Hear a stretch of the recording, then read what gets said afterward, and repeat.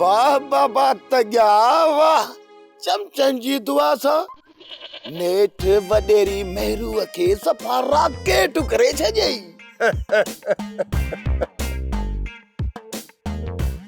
अरे तॻियो आहियां तॻियो, या माई मुरादी आ न, या माई मूंखे हिन ॻोठ जो आख़िरी शैतान सॾींदी आ। आख़िरी शैतान मूंखां घटि बाबा। चवंदा आहिनि जंहिं घर में 2 इब्लीस हुजनि उन ॻोठ जो त अल्लाह मालिक आ, बाक़ी चमचनि जी दुआ सां। मां वरी ॿिपेरो खड़पील हां, ॿिपेरो खड़पील,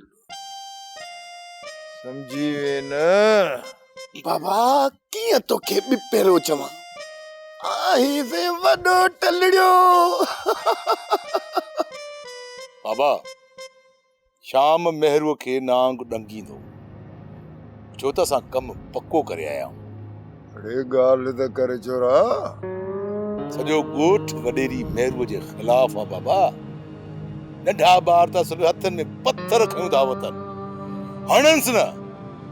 हिन घुर न कम न कराइजो, कम न ख़राब थी वञे।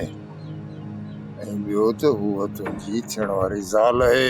अदा गोहर जॾहिं न वॾो थी वञी गरीब खे यादि कजांइ, मूंखे सिर्फ़ चमचनि जी दुआ सां नंढड़ी गाॾी वठी ॾिजांइ।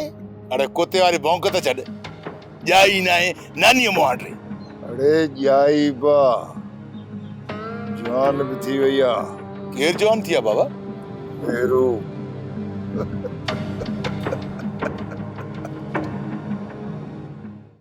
साफ़ साफ़ थी ॻाल्हि ॿुधाए छॾियाई। ज़ेवर त सभई वठंदसि ऐं 20 जरेब ज़मीन पंहिंजे नाले ते कराईंदसि। तुंहिंजे नाले ते कोन कराईंदीमांइ, सिर्फ़ पंहिंजे नाले ते। बस ॻाल्हि बि आहे, इहो त मां अॻे ई सोचे छॾियो हो बानू। हा, पर राॼ अॻियां महरूअ खे छिके रखजांइ, डर न कजांइ, इहो मौक़ो ॿीहर न मिलंदई। सब्र कर बानू, जेका मां महरूअ सां कंदुमि, पहिरीं त उहो फ़ैसिले में ईंदी कोन। जेकॾहिं आई त सॼो ॻोठ फिरी वेंदुसि।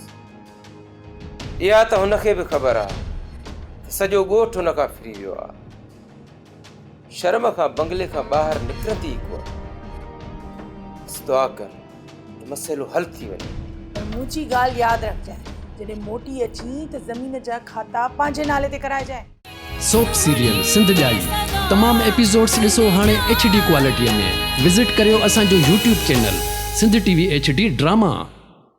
सब्सक्राइब कयो असांजो official YouTube channel Sindh TV HD drama ऐं वधीक अपडेट लाइ बेल आइकन खे क्लिक करियो।